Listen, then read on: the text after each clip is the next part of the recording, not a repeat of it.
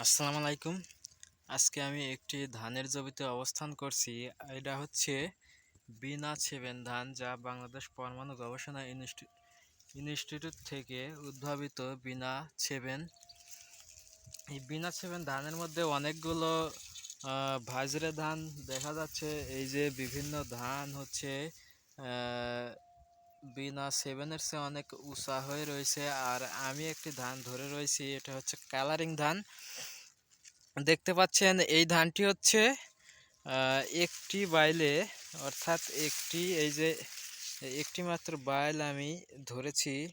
এই বাইলে গোড়ের দিকে হচ্ছে সাদা ধান এবং ধীরে ধীরে মাথার দিকে যাচ্ছে, আর হচ্ছে কালো রঙের ধান দেখতে পাচ্ছি। অর্থাৎ হচ্ছে একটি বাইলে কালারিং ধান, যেটাকে বলে কালারিং, সেরকমই ধান আমরা দেখতে পাচ্ছি। চমৎকার একটি ধান হতে যাবে, হয়তো এটা ফলনও হবে মনে হচ্ছে। বিঘাতে 35 মণ ফলন হবে এই ধানটা যদি রোপণ করা যায়।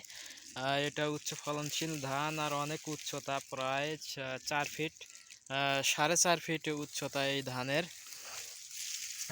এই ধানটি উচ্চ ফলনশীল হবে আমার মনে হচ্ছে। তো দেখা যাক এটার আমরা বীজ রাখতে পারি কিনা। এই ধানটি অনেক চমৎকার দেখতে, কেননা এই একটি শীষে যখন একের অধিক কালার ধান দেখা যায়, সেটা দেখতে আসলেই অন্যরকম একটি চমৎকার লাগে। ভালো থাকবেন। আসসালামু আলাইকুম।